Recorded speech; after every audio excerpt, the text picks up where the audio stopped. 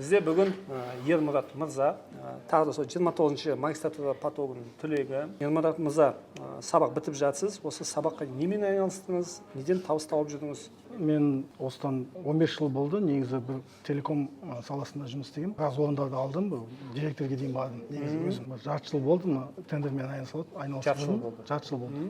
Тендермен айналысып жүрмін. Негізі осы сабаққа келіп, осы магистратураны бітіріп, біраз нәрсені біліп алдым негізі.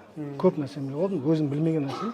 Негізінде өзім самоучка болғаннан кейін көп нәрсені біле бермейсің, фишкалар деген сияқты. Магистратура деген негізі жақсы нәрсе екен. Сол оқу барысында қандай нәтиже көрсеттіңіз?